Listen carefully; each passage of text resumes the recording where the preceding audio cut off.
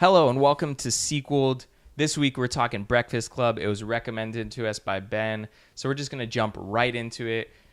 This wasn't a sequel I don't think I ever would have chosen to talk about. So, yeah, it was chosen by the fans. Thanks, though, for commenting on our videos. Yeah. Thanks, but this was hard. Thanks, but no thanks. It is a tough one, yeah. But yeah, it's just this was really tough, and I know mine's not good, so I'm just going to come out and say it right there. I know it's not good. But anyways, I just rewatched Breakfast Club the other day, and kind of came to the conclusion, I think this movie is nostalgic. I do like it for some aspects. I wouldn't say it's a bad movie, but I would say that I think I just really hate Bender so much that I dislike. Which is going to throw off a lot of people. That's everyone's favorite character. I know it's everyone's favorite character, but I just hate him. I don't know.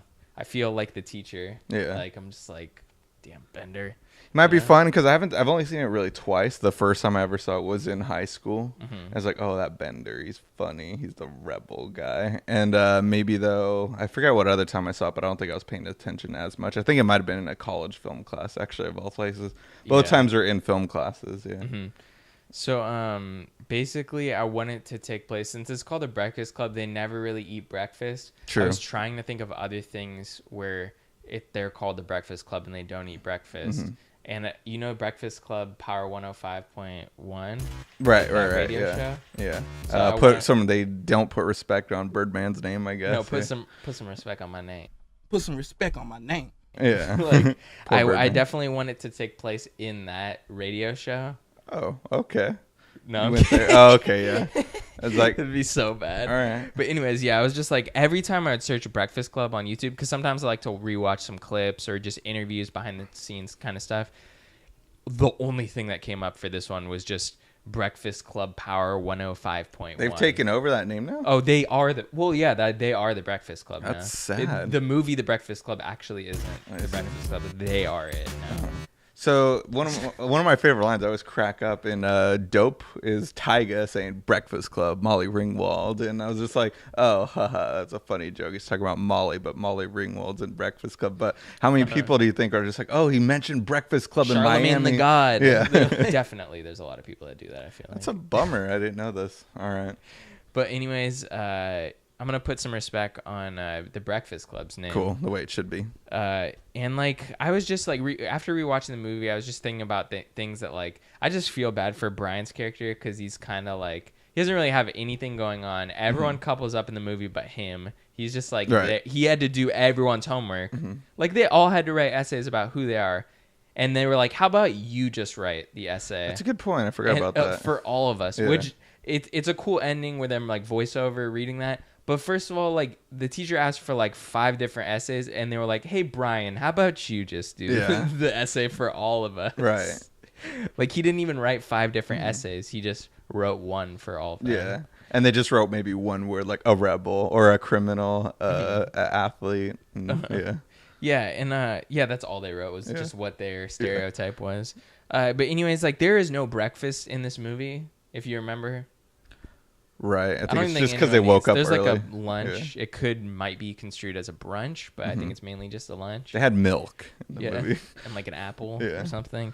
But anyways, I want this to be instead it's kind of a reimagining, kind of a sequel, but I would like it to take place in an after school detention instead of I don't think so. There are still, or just call it Saturday school if it's going to take place on a Saturday. But I would want there to be a resolution to them being in detention, the kids in this film. It would be similar. You still have 5 kids, but they'd all be different stereotypes. And I want it to be different ethnicities, races, and different background characters as opposed to the first one. Not the same, Right. But I would want them to have some type of resolution at the end, they have to go to this detention or else they're not going to be able to go to prom, and they all want to go to prom. So the finale of the movie could take place at prom. I see, yeah. And some of them getting together in the same way. I see.